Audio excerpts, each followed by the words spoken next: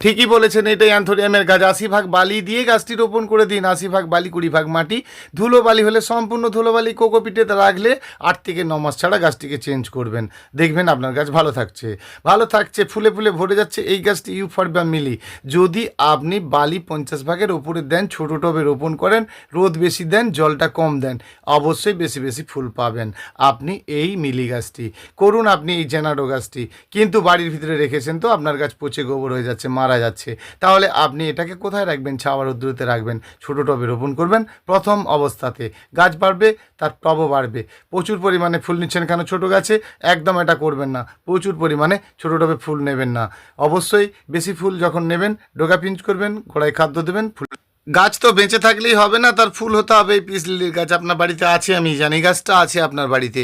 অবশ্যই আপনি এই গাছটি রেখেছেন শুধু ধুলোবালি, ধুলোবালি বোঝেন তো, ওই ধুলোবালিতে রোপণ করে দেখুন, প্রচুর পরিমাণে ফুল পাবেন। কোকোপিটে আছে, কোনো অসুবিধা নেই, কিন্তু মাঝে মধ্যে কোকোপিটটা ফেলে দেবেন 8 থেকে 9 মাস ছাড়া। যখনই আপনি এই ধরনের জবা গাছগুলো করবেন, প্রথম অবস্থাতে ডোগাগুলো কিন্তু কিছু ফুল নেওয়ার পরে পিঞ্চ করবেন, আবার প্রচুর পরিমাণে ফুল হবে। অবশ্যই গোড়াতে খাদ্য দেবেন। ধরুন প্রচুর পরিমাণে ফুল নিতে চাইছেন, শৌখিন গাছ নিতে চাইছেন, এই ব্লু বাওয়ার গাছটি অবশ্যই করুন। ভালো বনসাই করতে পারবেন, ভালো করতে পারবেন। দেখুন এই গাছটি আপনার বাড়িতে আছে কিনা জানি না, তবে এই গাছটি যদি আপনি শুধু ধুলোবালিতে করেন, দারুণ গাছ করতে পারেন। বেশ কিছু আজ ধুলোবালি নিয়েই বলে ফেললাম। ধুলোবালিতে বেশ কিছু গাছ কিন্তু ভালো হয়, যেমন এই আলপিনার গাছটি। ধরুন আপনার বাড়িতে ঝাউ গাছ আছে, বেশ ভালো আছে, আর নিচে থেকে পাতা শুকিয়ে যাচ্ছে। অবশ্যই দানা ওষুধ দিন, অবশ্যই দানা ওষুধ দিন, থাইমেট, ফোরহেড, ফিরাডন ইত্যাদি ইত্যাদি। আপনার গাছে ঝাউ গাছের এই রোগটাই থাকবে না। প্রচুর পরিমাণে ফুল চাচ্ছেন, একটাও ফুল নেই আপনার এই কাঠগোলাপের গাছটি।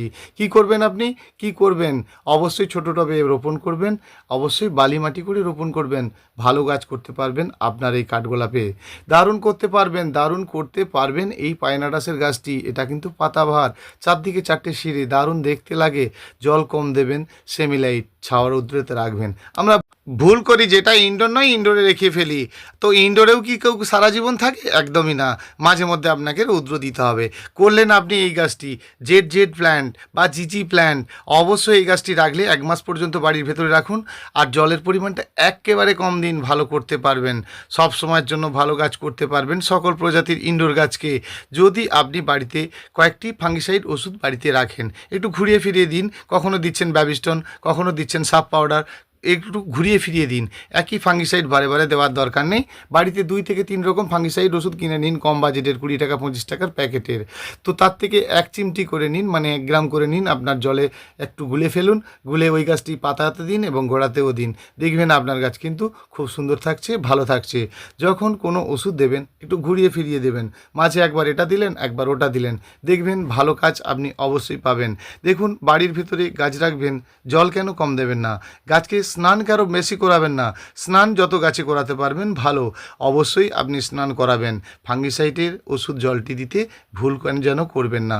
অবশ্যই ফাঙ্গিসাইড ওষুধের জলটি আপনি দেবেন।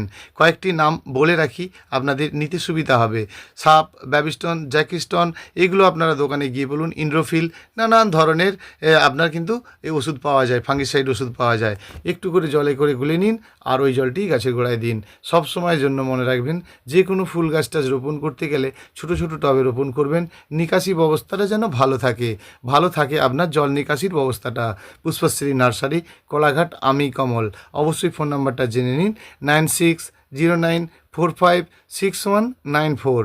আমি কমল আপনাদের জন্য বিভিন্ন ধরনের গাছ রেখেছি, নিতে চাইলে অবশ্যই যোগাযোগ করুন। কুরিয়ার করা হয়, কুরিয়ার করতে চাইলে আপনি কুরিয়ার করতে পারেন।